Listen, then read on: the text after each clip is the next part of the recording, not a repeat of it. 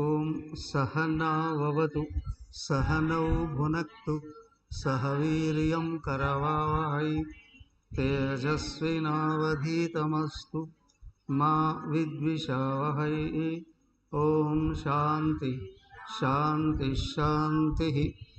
ఓం గురుర్బ్రహ్మా గురుర్విష్ణుః గురుర్దేవో మహేశ్వరః గురురేవ పరం బ్రహ్మ తస్మై శ్రీ గురవే నమః. ఓం ప్రపన్నపారిజాతాయ స్తోత్రవేత్రైకపాణయే జ్ఞానముద్రాయ కృష్ణాయ గీతామృతదుహే నమః. ఓం సచ్చిదానందరూపాయ విశ్వోత్పత్యాదిహేతవే తాపత్రయ వినాశాయ శ్రీకృష్ణాయ వయం నమః. శ్రీమద్భాగవతం దశమస్కందం ఉత్తరార్ధం 85వ అధ్యాయం. శ్రీకృష్ణుడు వసుదేవునకు బ్రహ్మజ్ఞానం ఉపదేశించుట, అలాగే దేవకీదేవి యొక్క 6 మృత పుత్రులను సజీవులుగా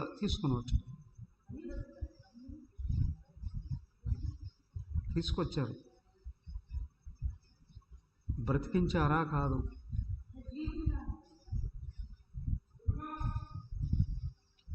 ఒక 5 నిమిషాలు ఆగితే వచ్చేస్తాం. ఆ లైట్ కూడా వేసుకుంది.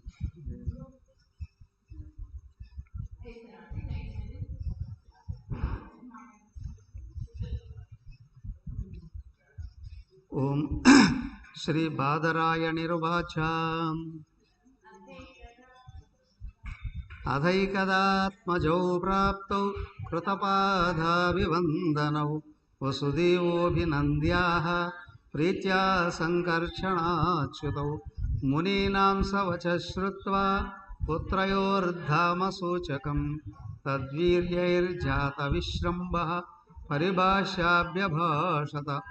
కృష్ణ కృష్ణ మహాయోగిన్ సంకర్షణ సనాతన జానే వామస్య యత్ సాక్షాత్ ప్రధాన పురుషౌ పరౌ యత్ర ఏన యతో యస్య యస్మై యద్యదా యదా స్యాదిదం భగవాన్ సాక్షాత్ ప్రధాన పురుషేశ్వరః.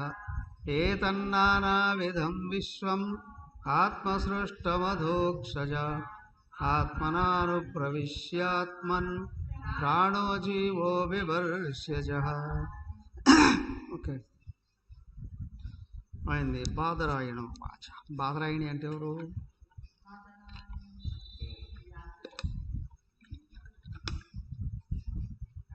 సుఖమహర్షి.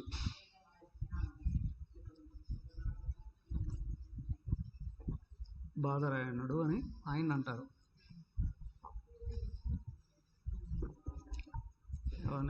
వ్యాసులవారు కొడుకు బాదరాయణి.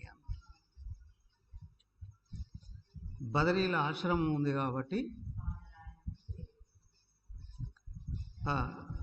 పరీక్ష మహారాజు చెప్తున్నాడు, అయ్యా ఒకానొక రోజు ప్రాతకాలం ఎక్కడున్నారు వీళ్ళు? కురుక్షేత్రానికి ఇంకో పేరేంటి? శమంత పంచకం.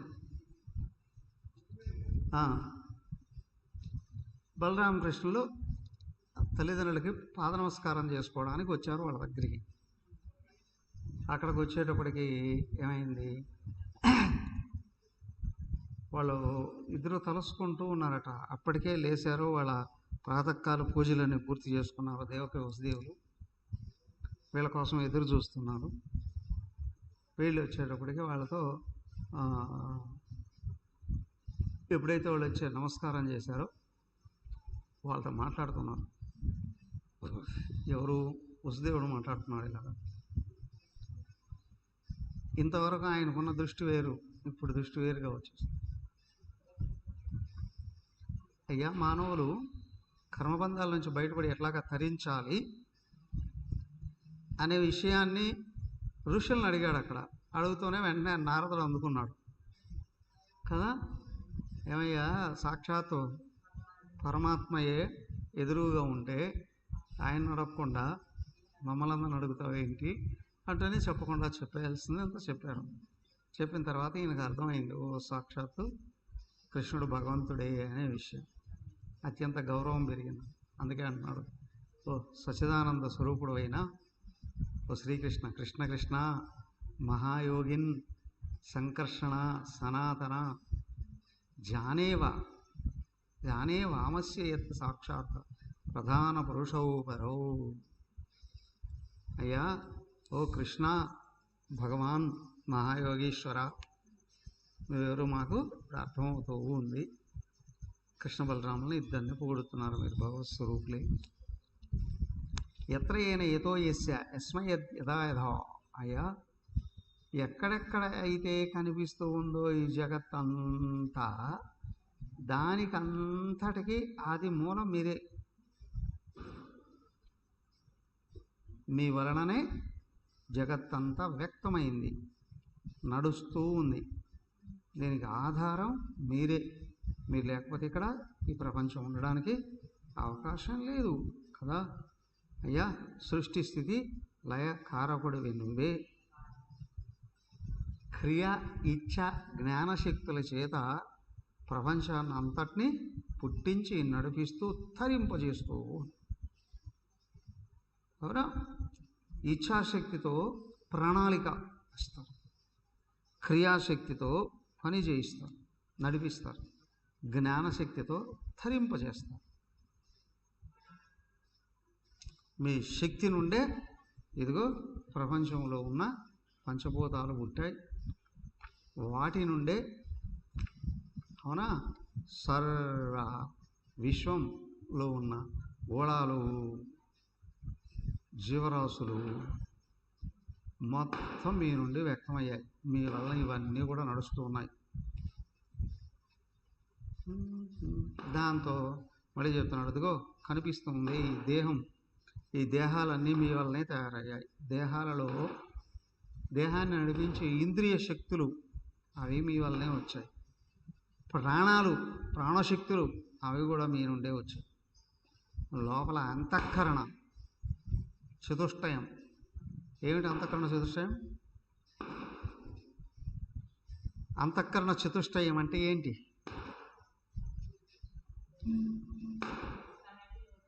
పుస్తకాలు చదువుతూ ఉండాలి, మర్చిపోకూడదు. అంతా విని భాగవతం అంతా అయిపోయిన తర్వాత చెప్తా, రామాయణం అంతా విని రాముడికి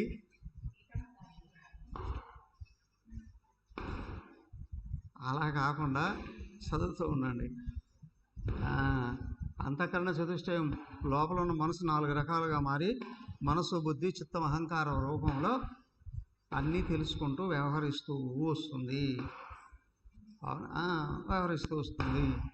అయ్యా, అలాగా అంతఃకరణకు కూడా మూలం లోపల ఉన్న గుణాలు. గుణాలెన్ని?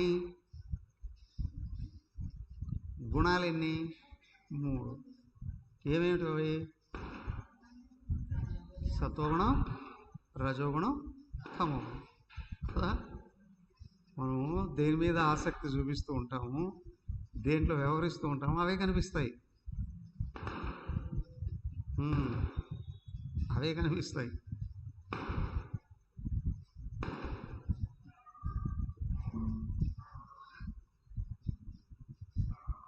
రామచంద్ర ఏది వింటూ ఉన్నాము, ఏది చూస్తూ ఉన్నాము, ఏది చేస్తూ ఉన్నాము, అవే కదులుతాయి.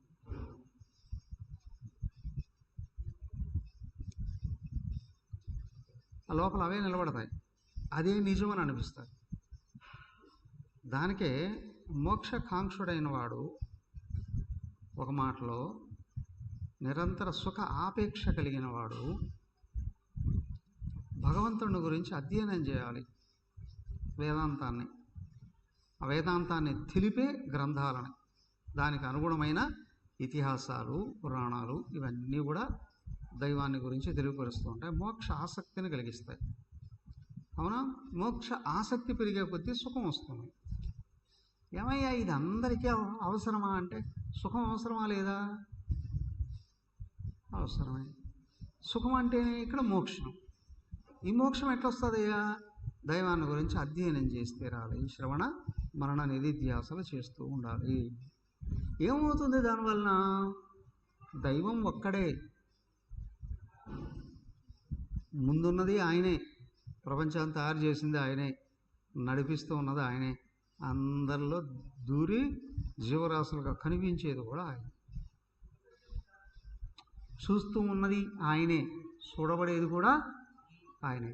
అంతా ఒకడే ఒకడే ఒకడే ఒకడే అనే భావం మనసులో ఎక్కడైతే కదులుతూ ఉందో, ఈ ఏకత్వం అనేది కదిలితే కొద్దీ ప్రపంచంలో మనం ఎన్ని రకాల వస్తువులు, విషయాలు, జీవరాశులను చూస్తూ ఉన్నామో, ఈ అనేకత్వ భావన కరిగిపోతూ వస్తుంది. అనేకత్వ భావన కరిగే కొద్దీ, ఏకత్వ భావం కదిలే కొద్దీ ఆలోచన ఒకటే నడుస్తుంది లోపల, అంతా ఆయనే, అంతా ఆయనే, అంతా ఆయనే, అంతా ఆయన. సో అప్పుడు ఎప్పుడైతే మనసులో ఆలోచనల యొక్క శాతం కరిగిపోతుందో, తగ్గిపోతుందో, అది కూడా ఏకమైన భగవంతుని గురించి కదులుతూ ఉందో, మనసుకు ఒత్తిడి తగ్గిపోతుంది. మనసుకు ఎక్కడైతే ఒత్తిడి తగ్గుతుందో, చేసే పనులలో క్లారిటీ ఉంటుంది, క్వాలిటీ ఉంటుంది. అంటే అసత్ కర్మ అంటే ఏది ఇష్టపడితే అది చేసేయడం, అలాగే లేదా గర్వంతో, అహంకారంతో వ్యవహరించడము, ఇవన్నీ తగ్గిపోతాయి. అవన్నీ తగ్గిపోతాయి. ఎందుకు అంటే అందరూ ఆయనే అనే భావన ఎక్కడైతే వస్తుందో, సో అక్కడ భక్తి అనేది ఉన్నప్పుడు ఈ భావం వస్తుంది. జ్ఞానం అనేది ఉన్నప్పుడే అది నిలబడుతుంది కదా. జ్ఞానం ఉంటే అందరిలో ఒక్కడే అనే విషయం జ్ఞానం ద్వారా రావాలి. మరి భక్తి అన్నప్పుడు ఆ భావాన్ని నిలబెట్టుకోవాలి. ఎక్కడైతే అది నిలబెడుతూ ఉన్నామో, మనసు ఒత్తిడి తగ్గిపోయిందిగా, ఆలోచనల శాతం తగ్గిపోయిందిగా, మనసుకు వెనకలే ఆత్మ ఉంది, ఆత్మలో సహజంగా సుఖం ఉంది. ఆ సుఖం మనసులోకి పొంగి పొర్లుతుంది. ఎక్కడి నుంచి వస్తుంది సుఖం? ఆత్మలో నుండి వస్తుందండి. శక్తి ఎక్కడి నుంచి వస్తుంది? ఆత్మలో నుండే వస్తుందండి. జ్ఞానం ఎక్కడి నుంచి వస్తుంది? ఆత్మ నుండే వస్తుందండి. ఇవన్నీ కూడా మనసు ప్రశాంతంగా ఉంటేనే వస్తాయి. దైవాన్ని తలుసుకునేటప్పుడు ఆలోచనలు తగ్గిపోయి ప్రశాంతత వస్తుంది. ప్రపంచాన్ని గురించి తలుసుకునేటప్పుడు ఆలోచనలు పెరిగి, ఒత్తిడి పెరిగి, ఆ ఒత్తిడితో రకరకాలైన రోగాలు పెరిగి, చేసే పనులలోనూ అసంబద్ధత, అధర్మము, అన్యాయం అంటే పద్ధతి లేకుండా వెళ్ళిపోతుంది. ఇష్టారాజ్యంగా వ్యవహరించడం, బయట నుండి ప్రతికూల ఫలితాలు, లోపల నుండి ప్రతికూలమైనటువంటి సంఘర్షణలతో వ్యక్తి దుఃఖాలు పాలవుతాయి. సో కాబట్టి ఏమిటి అంటే, దైవాన్ని నిరంతరం గుర్తుపెట్టుకోవడం వల్ల ఇలాగ పరిపక్వం అయ్యే కొద్దీ ఏమనిపిస్తుంది అని అంటే, ప్రపంచంలో ఏవి కోరుకోవడం అనేది వదిలేస్తాడు. ఎందుకు? శరీరంతో, మనసుతో, బుద్ధితో మనం ఏం చేస్తున్నామో అవే వస్తాయి. మనం ఎన్నైనా 100 కోట్లు వస్తున్నాయి అని అనుకోండి, తినేది పిడికిడి అన్నమే కదా, ఒక బెడ్డేగా పడుకునేది ఒక బెడ్ మీదనే, తినేది పిడికిడి అన్నమే. దేనికోసం ఆరాటం? ఏమయ్యా సంపాదించకూడదా? నువ్వు సంపాదించేటప్పుడు నీ సంపాదన నీకు దుఃఖాలు కలిగించకూడదు, నీ సంపాదన నీకు భయాలు కలిగించకూడదు, నీ సంపాదన నిన్ను బంధించకూడదు. కాబట్టి ఏంటంటే, శక్తి ఉన్నంత వరకు, జ్ఞానం ఉన్నంత వరకు ధర్మబద్ధంగా సంపాదిస్తాడు, దాన్ని ధర్మబద్ధంగా వినియోగిస్తాడు. ఇవి రెండు ఎక్కడైతే వస్తున్నాయో, సంపాదన, వినియోగం ధర్మబద్ధంగా ఎక్కడైతే ఉంటున్నాయో, వ్యక్తి తన మీద తన కంట్రోల్ వస్తుంది. చేయకూడనాటివి చేయుడు. ఆలోచించకూడదు ఆలోచించు. మనసును నిరోధించే శక్తి వస్తుంది. మనసును కానీ ఆపాడు, స్పష్టంగా చెప్పేది ఏంటి అంటే, అయ్యా ఇంతవరకు సృష్టి స్థితిల కారకుడు లేదా అన్ని రకాలుగా ఏది పనులు చేస్తూ ఉంటే ఫలితాలు ఇచ్చేవాడు ఎవడో అని అనుకుంటున్నావు, వాడు నీకంటే అన్యంగా లేడేయా. ఇక్కడ నువ్వు ఏది కోరి చేస్తూ ఉన్నావు అదే వస్తుంది నీకు. అవునా? చేసేటువంటి మంచే చేసి నాకే ఫలం వద్దని అనుకున్నావో దుఃఖం నీ దరికి రాదు. మెయిన్ అది. అర్థమైనా? మంచిదే చెయ్యి, భగవాన్ నాకు నువ్వే కావాలి అని అనుకో, దుఃఖం నీ దరికి రానియకుండా ఆయన చూసుకుంటా. అర్థమైంది? దుఃఖం దగ్గరకు రానియకుండా చూసుకుంటా. అంటే ఇప్పుడు జనరల్గా చూడండి, జనరల్గా అందరూ ఏం చేస్తారు? అర్ధకామాల కోసమే కదా ఆరాటాలన్నీ. ధర్మాలు కూడా అర్ధకామాల కోసమేగా, అవునా కదా? పూజలు ఎందుకు చేస్తున్నావు? డబ్బులు పెరుగుతాయి అని, అవునా కదా? లేదా కష్టాలు పోతాయనో, దుఃఖాలు పోతాయని. చివరికి ఏమిటి అంటే, ఎవడు కర్మ నిష్కామంగా ఆచరించి భగవంతుని ఆశ్రయిస్తూ ఉన్నాడో వాడికి ఏం చేస్తే ఏమొస్తుందో స్పష్టంగా తెలుస్తుంది. నేను ఏం చేస్తే ఏం రాబోతున్నది అనే విషయం కూడా స్పష్టంగా తెలుస్తుంది. వాడి మీద, వాడి కర్మల మీద, ఫలాల మీద, అన్నిటి మీద కంట్రోల్ అనేది ఉంటుంది కదా. అదే ఇక్కడ వసుదేవుడికి శ్రీకృష్ణుడు చెప్తున్నాడు. లోపల నిష్కామ కర్మ ఆచరించడం ద్వారా భగవంతుని మీద ప్రేమను పెంచుకుంటూ, అవునా, బుద్ధితో అంతా భగవంతుడే అని ఎవడైతే తెలుసుకుంటున్నాడో మనసు నిలకడ కుదురుతుంది. అరే ఆ భగవంతుడే నా స్వరూపంగా ఉన్నాడు అని ఎప్పుడైతే అనుభవం వచ్చిందో ఇక దుఃఖాలే లేవు, దుఃఖాలే లేవు. ఎలా? నేను ఆత్మని తెలుసుకున్న తర్వాత దుఃఖం అన్నా సుఖమన్నా ఆలోచనే. ఆలోచన ఆపితే ఆనందమే, ఆలోచన ఆపితే ఆనందమే. ఇక అక్కడ ఒత్తిళ్ళు కోర్స్ ఏమండి, దేహానికి ప్రారంభవశాత్తు రోగాలు ఉంటాయి కదా, వాటి వలన దుఃఖాలు రావా? దేహానికి ఉంటాయి. నేను దేహం కాదు అతీతుండని తెలుసుకున్నాడు. కలలో కలగనేవాడు యాక్సిడెంట్ అయింది, కాళ్ళలో చేతిలో ఇరిగాయి, అవునా? కళ్ళ నుండి మేలుకుంటూనే హాస్పిటల్లో ఉంటాడా, ఇంట్లో ఉంటాడా కదా? ఇరిగాయని చూసుకున్నాడా? అదే ఏమీ లేదు. అంటే కళ్ళ నుండి బయటపడ్డట్టే. దానికి మనసు నిరోధిస్తే దుఃఖం అనేది లేనే లేదు. అన్నిటికంటే భయంకరమైన దుఃఖాలు కలిగించేది ప్రతి ఒక్కడికి మరణము అనేటువంటిది.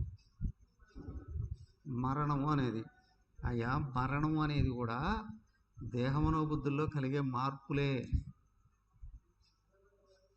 అవునా? జీవుడికి స్వతహాగా పుట్టుక లేదు, మరణము లేదు. పుట్టుక లేదు, మరణము లేదు, ఎప్పుడూ లేదు. జయిస్తాడా అండి? ఆ మనసును జయిస్తే చాలు, చావు పుట్టుకలు లేకుండా పోతాయే కాదు, అసలు లేవు అనే విషయమే తెలుస్తుంది. చావు లేదు, పుట్టుక లేదు జీవుడికి. జీవుడు సచ్చిదానంద స్వరూపుడండి. అయిపోయింది. ఇది చెప్పవలసింది వసుదేవుడికి చెప్పేశారు. ఎవరు? శ్రీకృష్ణ పరమాత్మ వసుదేవుడికి జ్ఞానబోధంతో చేశాడు. అయ్యా భగవంతుడే నేనై ఉన్నాననే విషయాన్ని అనుభవంతో తెలుసుకున్నవాడు దాటేస్తాడు. లేదా శరీరం చేసేటువంటి కర్మలన్నీ మనసు నాకు కావాలి నాకు కావాలి నాకు కావాలి అని అనుకుంటూ ఉంటుంది. అవునా? ఫలాలు కావాలి, మంచి ఫలాలు నాకు కావాలి, చెడు ఫలాలన్నీ ఇతరులకు వెళ్ళాలి. అంతేనా? రాగం ద్వేషం కదా, నాకు ఇష్టమైనట్టు నాకు ఇలా కోరుకుంటున్నాను. ఈ దేహం ఉందే, ఈ దేహమేమో పూర్వజన్మల్లో చేసినటువంటి ఫలాల రూపంలో వచ్చింది. అవునా? రావడమే కాదు, ఈ దేహం చచ్చిపోయేంత వరకు కూడా అవే అనుభవిస్తూ ఉంటుంది. చూడు, కొంతమంది బాగా 24 గంటలు కష్టపడ్డా తినడానికి తిండి కూడా ఉండదు. అవునా? కొంతమంది ఏమీ చేయరు, ఇంటింటే అన్నీ ఉంటాయి. అవునా కదా? కొంతమంది ఏదో అంతంత సంపాదించుకున్న హాయిగా తిని సుఖంగా ఉంటారు. కొంతమంది అన్నీ ఉన్నప్పటికి కూడా తినడానికి కూడా వాళ్ళకి చేత కాదు. ఏమిటయ్యా అంటే, దేహానికి ఏది ప్రారంధంగా వచ్చిందో అదే వస్తుంది, అదే అనుభవిస్తుంది, ఇక వేరే ఏం ఉండదు. అయితే ఇప్పుడు చేసేటప్పుడు ఏమవుతున్నాయండి, ఇవి మళ్ళీ సంచితంలో పడిపోతూ ఉంటాయి, డిపాజిట్ రూపంలో మళ్ళీ సంచిత కర్మల్లోకి వెళ్ళిపోతూ ఉంటాయి. అవన్నీ అక్కడ పడడం వల్ల ఏమవుతుంది, అవి మళ్ళీ జన్మలు ఇస్తూ ఉంటాయి, మళ్ళీ జన్మలు ఇస్తూ ఉంటాయి, మళ్ళీ జన్మలు ఇస్తూ ఉంటాయి, మళ్ళీ జన్మ. తెలిసిన వాడున్నాడే, ఈ దేహం ప్రారంధం చేత కదా భజించబడుతుంది, నాకు దేహం నేను కావాలని అనుకోవట్లేదు కదా. అవునా? ఇప్పుడు చేసే కర్మలు ఫలం నాకు కావాలి అనుకుంటే నేను వాటి కోసం పుడతాను, ఫలం భగవాన్ నీకు సమర్పణ అని అనుకుంటే సమస్తకో సమాజానికో భగవంతుడికో గురువుకో సమర్పణ చేస్తూ వచ్చాడు అనుకోండి, ఇప్పుడు ఏమవుతుంది, తను ఖాళీ అయిపోతాడు, లోపల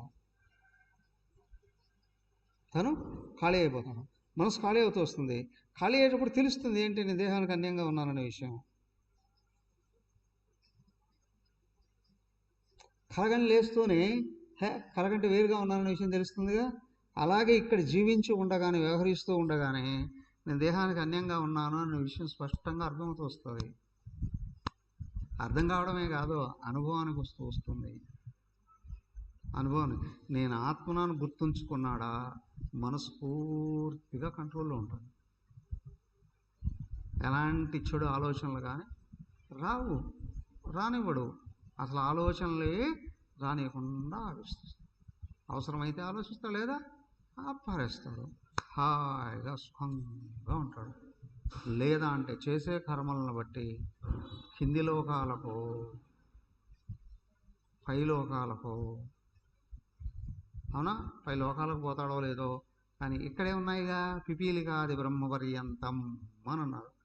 చీమ దగ్గర నుండి అక్కడ బ్రహ్మదేవుడి వరకు, బ్రహ్మలోకం వరకు తిరుగుతూ ఉంటాడండి. ఆత్మ జ్ఞానం పొందినవాడు ప్రకృతిని దాటేస్తాడు. అయిపోయింది. అయితే ఈయన పని అయిపోయింది. దేవకీదేవి అడగడం, దేవకీదేవి అడుగుతుంది ఏమని చూడండి, 20వ శ్లోకం నుండి చూడండి. సూతీగృహేణను జగాద భవానజో నౌ సంజ్ఞ ఇత్యనుయుగం నిజ ధర్మగుప్త్యై నానాతనుర్గగనవత్ వివిధక్షహాసి కో వేద భూమ్నౌరుగాయ విభూతి మాయాం.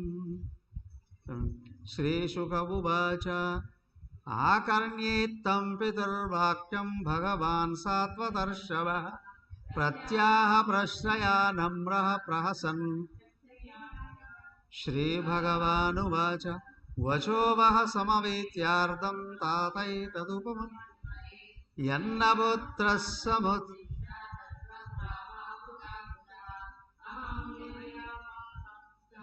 ఓకే, హరి ఓం హరి ఓం. ఎక్కడి నుంచి చదవండి, 29 నుండి చదవండి. 29. రామ రామ ప్రమేయాత్మన్ కృష్ణ యోగేశ్వరేశ్వర వేదాహం వా విశ్వస్ ఖల విద్వంత సత్వానాం రాజ్ఞాముచ్ఛాస్త్రవర్తినాం.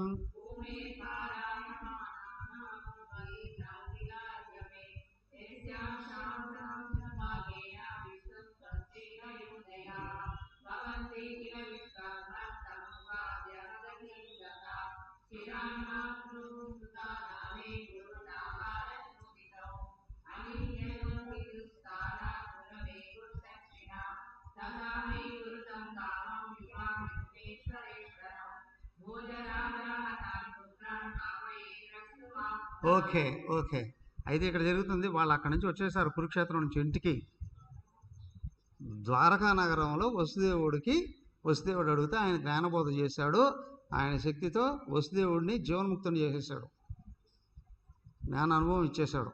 జీవన్ముక్తుడు అంటే జీవించి ఉండగానే దేహ తాదాత్మ్యం నుండి బయటపడిపోవడం. జీవించి ఉండగానే దేహ తాదాత్మ్యం నుండి బయటపడిపోవడం. శంకర అద్వైతంలో మాత్రమే విషయాన్ని నిరూపించాడు ఆయన. శాస్త్రాలు అన్ని చోట్ల చెప్పారు. జీవన్ముక్తులు అనే మాట వింటూనే ఉంటాం కదా, జీవన్ముక్తుడు అనే మాట వింటూ ఉంటాం కదా. జీవించి ఉండగానే వ్యక్తి ముక్తుడైపోవడం. అయితే ద్వైత విశిష్ట అద్వైత సంప్రదాయాలలో అది లేదు. ముక్తుడు అని అంటే ఆ లోకాలకు వెళ్ళిపోవడం అని, ఆ లోకాలకు వెళ్ళిపోవడము లేదా దేహం నుండి బయటపడము అని. కానీ జీవన్ముక్తి అంటే అసలు అర్థం ఏంటి అంటే జీవించి ఉండగానే దేహానికి అన్యంగా ఉన్నాననే విషయం తెలుసుకోవడం. అన్యంగా ఉన్నాననే విషయం తెలుసుకోవడం. ఎలా తెలుసుకోవడం అయ్యా? అదే శంకరులు చక్కగా స్పష్టంగా నిరూపించి చూపించారు. అద్వైతంలో మాత్రమే తెలుస్తుంది ఇది. జీవుడు సదా సచ్చిదానంద స్వరూపుడైన భగవంతుడే. అజ్ఞానం చేత, ప్రపంచ ఆసక్తి చేత మర్చిపోయి దేహం నేను అని అనుకుంటున్నాను. ఆ స్థితి కృష్ణ భగవానుడు వసుదేవుడికి ఇచ్చేశాడు, ఆయన అనుగ్రహించాడు.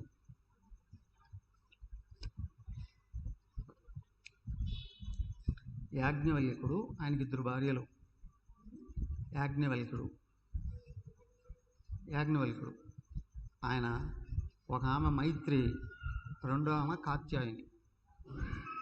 ఆయన సన్యాసం తీసుకోవాలి అని అనుకొని భార్యలను కొడుకులను పిలిచి చెప్పి కొడుకులకు ఆస్తులను ఇచ్చేస్తాడు. భార్యలను కూడా అడుగుతాడు, మీకేం కావాలని అడగండి, ఇచ్చేస్తున్నాను, నేను సన్యాసానికి వెళ్ళిపోతున్నాను. సైలెంట్గా ఉంటుంది, మీ ఇష్టం అంటుంది కాత్యాయని. ఆమెకు కావాల్సినటువంటి ఆస్తి ఆమెకి ఇచ్చేసేస్తాడు. ఆమె కొడుకు దగ్గరికి వెళ్ళిపోతుంది. తర్వాత మైత్రి ఏముంటుంది, నీకేం కావాలి అని అడుగుతాడు.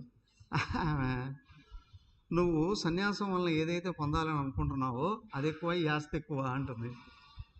ఆయన అంటాడు, దీనికి దానికి సంబంధం ఏంటి, అడవుకు మేరు పర్వతానికి ఉన్నంత భేదం ఉంది, దోమకు ఏనుక్కున్నంత తేడా ఉంది ఆ ముక్తికి ఈ సంపదలకి. అంటే అట్లయితే నాకు అది కావాలి కానీ ఇది ఎందుకు అంటుంది. ఈ నశ్వరమైన అల్పమైన ఈ ఆస్తులు నాకు వద్దు, నువ్వు దేనికోసం అయితే ప్రయత్నం చేస్తున్నావు అదే నాకు కావాలి, అది ఇవ్వు అంటు. అప్పుడైనా ఏం చేస్తాడు, ఆమెకి అత్యంత ప్రేమతో జ్ఞానాన్ని బోధించడం మొదలు పెడతాడు. వాళ్ళిద్దరి మధ్య సంవాదమే బృహదారణ్యక ఉపనిషత్తు. అన్ని ఉపనిషత్తులు కలిపితే ఎంత ఉంటుందో అది ఉంటుంది. బృహదారణ్యక పెద్ద ఎంత ఉంటుందండి, వ్యాఖ్యానంతో కనీసం ఎంత ఉంటుంది పుస్తకం. 3 వాల్యూమ్స్ ఉంటాయి. ఇప్పుడు ఇది ఉంది మన భాగవతం మొత్తం ఎంత ఉంటుందో దానికంటే ఇంకా ఎక్కువ ఉంటుంది. రామాయణం కంటే ఎక్కువ ఉన్నంత అంత గ్రంథం ఉంటుంది.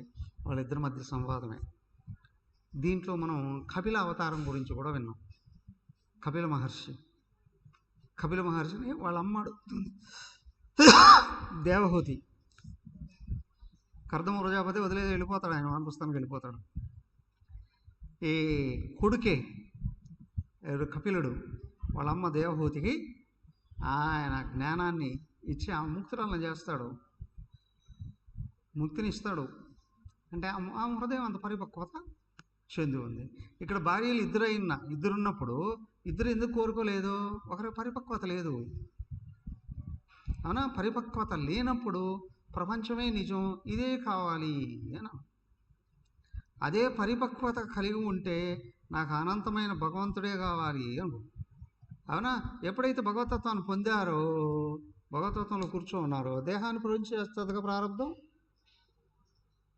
దేహాన్ని పోషించేది ఏది? నీ దగ్గర 100 కోట్లు ఉన్నా నీ ప్రారంభమే పోషించేది. నీ దగ్గర 100 పైసలు ఉన్నా లేకపోయినా పోషించేది ఎవరు?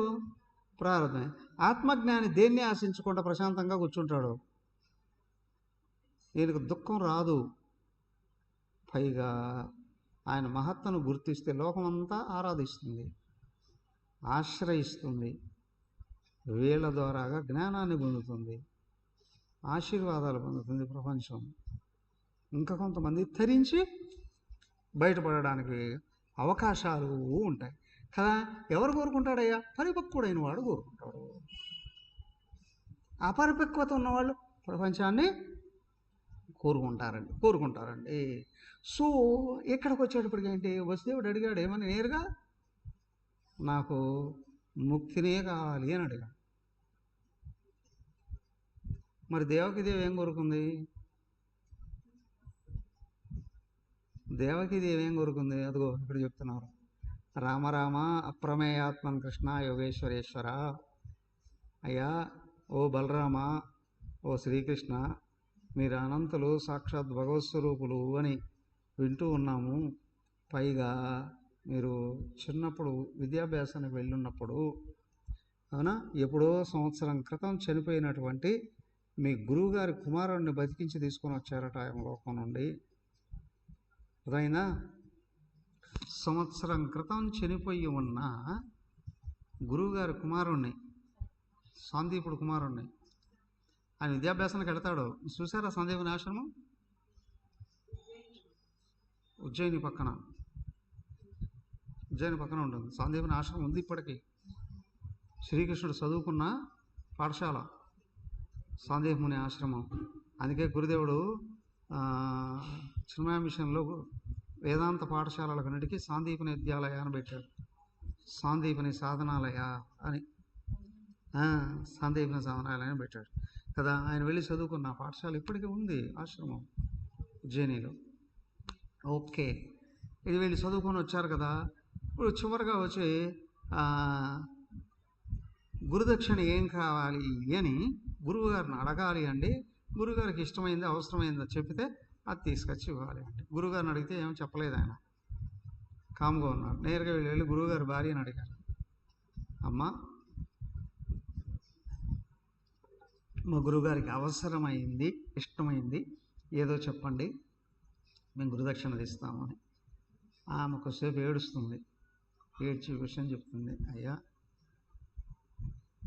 వీళ్ళు విద్యాభ్యాసం చేసింది 64 రోజులే అని అంటారు. అక్కడ 64 కళలు నేర్చేసుకున్నారంటే అది ఖచ్చితంగా తెలియదు ఎన్ని రోజులు, ఇంకా కళ కొంచెం ఎక్కువ గడిచి ఉంటుంది.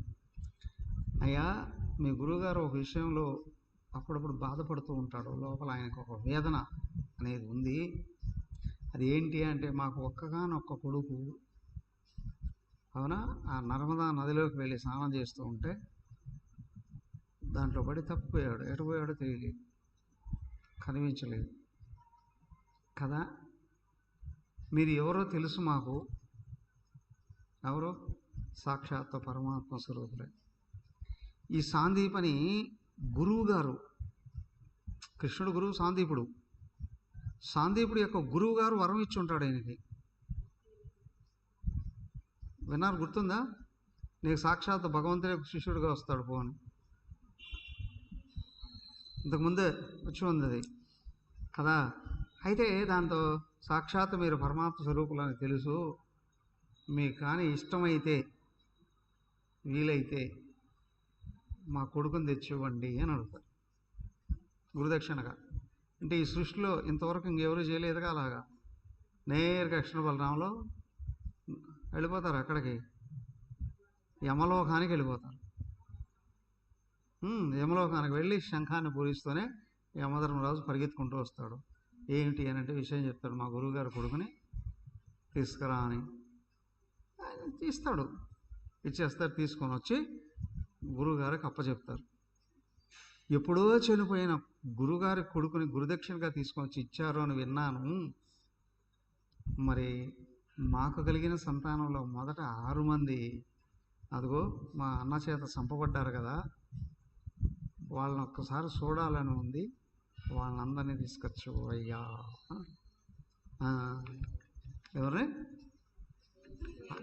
ఎవరు అడిగేది? దేవకిదేవి. చూడండి, ఎవరు ఏది అడిగితే భగవంతుని అదే వస్తుంది. ఆమె ఇది అడిగింది, ఆయనేమో ముక్తిని గురించి అడిగాడు. మరి ఇద్దరు భార్యాభర్తలే కదా, మరి ఆయన ఎందుకు అడగలేదు, ఇవి ఎందుకు అడిగింది? లోపల పరిపక్వత, ఎవరికి ఏది మీద దృష్టి ఉందో అదే పడుతుందండి. దానికే ఇష్టం ఉన్నా లేకపోయినా భగవంతుని గురించి వింటూ తలసుకుంటూ గుర్తుంచుకోమని ప్రార్థన చేయమని ఎందుకు అని అంటే అన్నిటిని దాటి వెళ్ళిపోవడానికి. సరే ఈయన అంటాడు, చెప్తాడు అక్కడ ఎవరు, శ్రీకృష్ణ భగవానుడు 47 నుండి చెప్పేస్తాను చూడండి.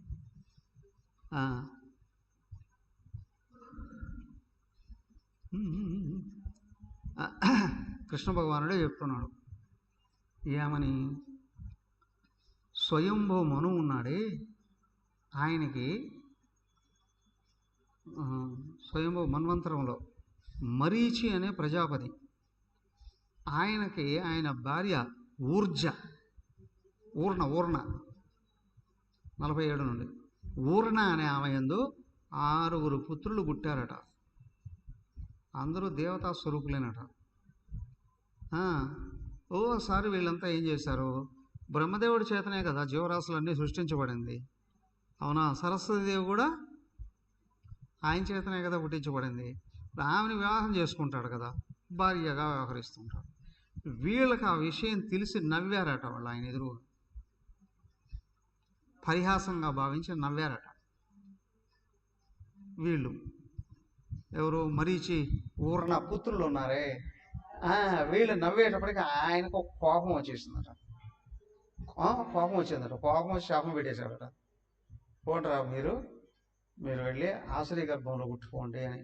వాళ్ళందరూ హిరణ్యకశిపుడికి పిల్లలుగా పుట్టారట. హిరణ్యకశిపుడికి ఈ 6 మంది హిరణ్యకశిపుడికి పుట్టారట. అయితే ఆ గర్భంలోకి వస్తూనే ఏం చేశారు, మళ్ళీ వాళ్ళు వేడుకున్నారు ఆయన్ని. వేడుకుంటే తరిస్తారు పోండి అని చెప్పాడు ఆయన. తరిస్తానేమో యోగమాయ ఆ గర్భంలోకి రావడము, ఆ గర్భస్థ పిండాన్ని ఇప్పుడు ఏమంటారు, క్లోనింగ్ కూడా కాదు, క్లోనింగ్ కూడా ఒక జీవకణం తీసుకొని వెళ్ళిపోతారు కదా, టెస్ట్ ట్యూబ్ నెలలు నిండని వాళ్ళు కానీ పుడితే టెస్ట్ ట్యూబ్ అని అంటారు కదా. అలాగేంటంటే ఆ గర్భంలో ఉన్నటువంటి దాన్ని యోగమాయ లాక్కొని వచ్చి అబార్షన్ అయిపోయిందని అంటారు కదా, అలాగే లాక్కొని వచ్చి ఈ దేవకి గర్భంలో వేస్తుంది 6 మంది పుడతారు కదా. పుట్టిన తర్వాత వాడు చంపుతాడుగా కదా. ఈయన శాపంతో అక్కడ అసురీ గర్భంలోకి వెళతారు, కానీ అనుగ్రహంతో ఆ గర్భం నుండి ఈ గర్భంలోకి మారిపోతారు. మార్చేస్తుంది. దేవకి గర్భంలో పుడతారు. పుడుతూనే అయితే వాళ్ళు అడుగున్నారు అక్కడ పుడుతూనే మేము మళ్ళీ భూలోకంలో వెళ్ళి, దేవతా స్వరూపాలు కదా వీళ్ళు, భూలోకంలో వెళ్ళి అక్కడ జీవించలేమయ్యా, మమ్మల్ని మన్నించు, అనుగ్రహించు అంటే పుడుతూనే చచ్చిపోతారు పోండి, మళ్ళీ వచ్చేస్తారు తర్వాత కాలానికి అని. అలాగా చనిపోయిన వాళ్ళందరూ కూడా ఏం చేశారయ్యా అంటే, వాళ్ళందరూ వీళ్ళట వాళ్ళ పేర్లు స్మరుడు, ఉద్గీరుడు, పరిష్వంగుడు, పతంగుడు, క్షుద్రభృత్తు, ఘృణి అనే పేర్లు కలిగిన వాళ్ళు. ఎవరు యశోదానం వీళ్ళుగా దేవకి వసుదేవులు పెట్టారా పేర్లు అంటే, పుడుతూనే ఎత్తుకెళ్ళిపోయాడు కదా. అక్కడ ముందు వాళ్ళ పేర్లు అవి. మరీచి ఊరనాకు పుట్టినప్పుడు ఉన్న పేర్లు. వాళ్ళు 6 మంది ఉన్నారే. ఇక్కడ చనిపోయి వీళ్ళు సుతల లోకానికి వెళ్ళారట. సుతల లోకం. అయితే ఆ సుతల లోకానికి అధిపతిగా ఎవరున్నారు ఇప్పుడు, బలిచక్రవర్తిని తొక్కేస్తాడు చూడు వామనుడుగా వచ్చి శ్రీదేవుడు, ఆ బలిచక్రవర్తి సుతల లోకంలో ఉంటున్నాడు అధిపతి. ప్రహ్లాదుడు కూడా అక్కడే ఉంటున్నాడు. ప్రహ్లాదుడు చిరంజీవి. ప్రహ్లాదుడు కొడుకు విరోచనుడు కొడుకు బలిచక్రవర్తి కొడుకు బాణాసురుడు. అయితే వీళ్ళంతా ఏంటి, అక్కడ ఆ లోకంలోకి వెళ్ళి ఉన్నారు, అవునా? ఇక్కడ బలరామకృష్ణులు ఇద్దరు ఏం చేశారు, నేరుగా సుతలలోకానికి వెళ్ళిపోయారు. వెళ్ళేటప్పటికి ఆయన చూశాడు బలిచక్రవర్తి. ఆయన పరిగెత్తుకుంటూ వచ్చి పూర్ణకుమత ఆహ్వానించి పాదపూజ చేశారు. ఎవరికి, కృష్ణ బలరాముడికి పాదపూజ చేశారు. ప్రహ్లాదుడు ఉన్నాడు, పరిగెత్తుకుంటూ వచ్చాడు. ప్రహ్లాదుడు కూడా వాళ్ళంతా కలిసి అక్కడ సత్సంగం చేసినట్టు చేసి, అయ్యా వీళ్ళ ధరించిపోయే అవకాశం వచ్చింది కాబట్టి, మా అమ్మ కడుపులో పుట్టారు వీళ్ళు, కాబట్టి వీళ్ళని పంపించే మా లోకానికి అని అంటే వెతుక్కొని వచ్చి బలిచక్రవర్తి వాళ్ళకి ఇస్తాడు. వాళ్ళని తీసుకొని వచ్చి తల్లి దగ్గర పెడతారు. ఆ తల్లి వాళ్ళని చూస్తూనే మాతృత్వం పొంగి పొరలుతూ వచ్చిందట. చిన్న శిశువులు ఇప్పుడు చనిపోయారు కదా, ఇప్పుడు బాగా గమనించాల్సింది ఏంటి అంటే, లోపల మనసు ఎట్లా ఉంటుందో శరీరం అట్లా మారిపోతూ ఉంటుంది. అప్పుడప్పుడు అంటారు చూడండి, ముసలాడు అయ్యాడు కానీ పాడుబుద్ధులు పోలేదు అంట కదా. కొంతమంది చిన్నపిల్లలు ఇప్పుడు ఇంత పరిపక్వత ఎట్లొచ్చింది అని, లోపల ఆలోచనలను బట్టి బాహ్యంగా శరీరం మారుతూ ఉంటుంది, అలాగే వ్యవహరించడం మొదలు పెడుతుంది. ఆమె చిన్నపిల్లలు ఇప్పుడు పుట్టారు, వాళ్ళ పాలు కూడా ఇవ్వలేదు కదా, వాళ్ళ పాలు ఇచ్చి పెంచి పెద్ద చేయాలని 9 నెలలు గర్భంలో ఉన్నారు కదా, తల్లి ఊహించుకుంటుందిగా. ఆ ఊహలన్నీ ఒక్కసారి పైకి వచ్చేస్తాయి. వాళ్ళని పెంచలేదే నేను, వాళ్ళకి నేను పాలు ఇవ్వలేదే, వాళ్ళు ఆ మాతృత్వం పొంగి పొరలు వచ్చేటప్పటికి ఆమె పాలు కారిపోవడం మొదలుపెట్టి వాళ్ళని తీసుకొని ఒళ్ళో కూర్చోబెట్టుకుందట, పాలు ఇచ్చిందట. వాళ్ళు చిన్నపిల్లలుగా మారిపోయారు, ఏమో పెద్ద అయిందో ఏమో, అంత దివ్యత్వం వినాలి. క్వశ్చన్ చేయకూడదు అంతే, క్వశ్చన్ చేయకూడదు అంతే. ఆమెలందరికీ పాలు ఇచ్చిందట. ఆ పాలు తాగుతూనే వాళ్ళకి ఆ పాప విమోచనం అయిపోయిందట. వీళ్ళకి పాపాలు విమోచనం అయిపోయిందట. అంటే ఇంకా మళ్ళీ సురలోకానికి వెళ్ళలేదట, వాళ్ళు సురలోకానికి వెళ్ళలేదట. వీళ్ళ పాప విమోచనం అయిపోయిందిగా, దాంతో నేరుగా బ్రహ్మలోకానికి పంపించేస్తారు శ్రీకృష్ణుడు. వాళ్ళందరినీ నేరుగా అక్కడి నుంచి కదా వచ్చారు. గగన మార్గంలో నుండి అందరూ చూస్తూ ఉండగానే శ్రీకృష్ణుడు వాళ్ళని అనుగ్రహిస్తే వీళ్ళు 6 మంది దివ్యమైన రూపాలతో బ్రహ్మలోకానికి వెళ్ళిపోయారు. అయ్యా వాళ్ళందరూ అనుగ్రహించేశారండి, అయిపోయిందండి. ఆ విధంగా ఆమెకు ఆ తాపం వదిలేసింది. అప్పుడు చిన్నపిల్లలప్పుడు కఠినంగా బలవంతంగా చంపేశాడు కదా, చూశారు కదా, చంపేశారు కదా, ఆ బాధ ఆమెను వేధిస్తూ ఉంది. అందుకే ఆమె అడుగుతూనే శ్రీకృష్ణుడు తీసుకొని వచ్చేశాడు. ఇప్పుడు చూడు, ఈ యొక్క తాపం వదిలేసింది, అంతవరకు పట్టుకునింది ఆ తాపం లోపల, ఆ వేదన. అఫ్కోర్స్ ఇప్పుడు బాధ కారణం పాపం అంటాం కదా. పాపం అంటే ఏంటి? దేహాత్మభావమే. నేను ఈ దేహం అని అనుకోవడం మహాపాపం అండి అని. అదేంటండి అంతే. ఎందుకు అంటే సచిదానంద పరబ్రహ్మమును అయి ఉండి ఈ పాప ఫలితంగా వచ్చిన ఇంత దేహాన్ని నేను అనుకోవడం కంటే ఎక్కువ పాపం ఏముంటుంది కదా. ఆమె ఎప్పుడైతే వాళ్ళందరూ చూస్తూ ఉండగానే వాళ్ళందరూ వెళ్ళిపోయారో పైకి, ఏమి ఆనందించింది. ఆ కదలికతో లోపల ఉన్నటువంటి నా పిల్లలు చచ్చిపోయారే, చంపబడ్డారే, వాళ్ళని పెంచలేకపోయాను, ఈ ఆలోచనలన్నీ కరిగిపోయాయి. ఏమో ముక్తురాలేదు, ఏం కూడా ముక్తురాలేదు. ఇంతకుముందు 3 జన్మలు ఎత్తుందిగా, ఏమో కూడా ఎక్కడ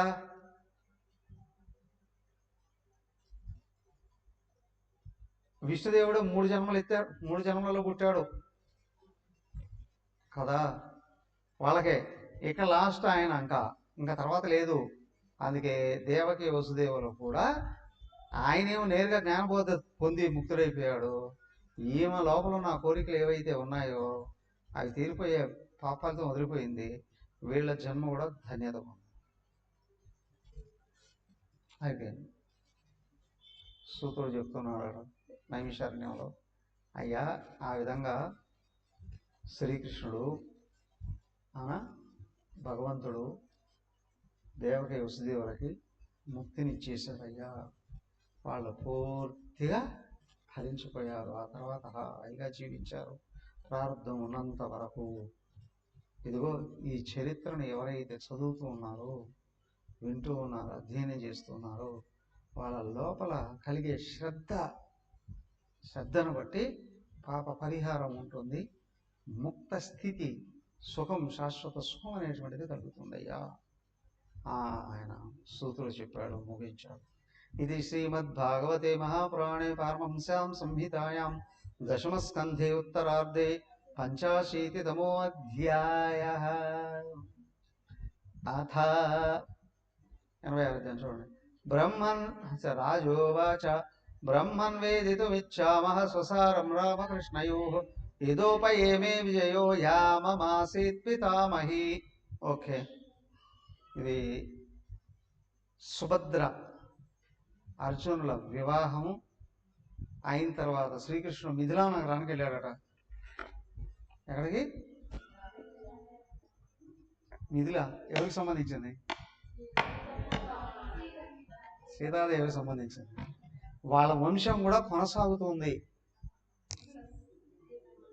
బహుళాశ్వుడు అని చెప్పి వాళ్ళ వంశంలో, నిమి వంశంలో మహారాజు రాజ్య పరిపాలన చేస్తున్నాడు. అక్కడే ఒక బ్రాహ్మణ భక్తుడు ఉన్నాడు, శ్రుతాశ్వుడు అట. ఓ బ్రాహ్మణ భక్తుడు ఉన్నాడు. శ్రీకృష్ణుడు అక్కడికి వెళ్ళాడట ఏదో పని మీద. వెళితే వాళ్ళిద్దరూ ఆహ్వానించారు. ఈ బ్రాహ్మణ భక్తుడు అక్కడ ఆ జనక వంశంలో ఉన్నటువంటి బహుళాశ్వుడు రాజు, వాళ్ళ ఇద్దరి ఇండ్లకి ఋషులందరూ కూడా వచ్చారట. వస్తే వాళ్ళిద్దరు చెప్పారు, అయ్యా కృష్ణుడు మా ఇంటికి వస్తున్నాడు అని. ఎవరిద్దరు చెప్పారు? సమయం ఒకటే, ఒకే రోజు ఒకే సమయంలో వస్తున్నాడట.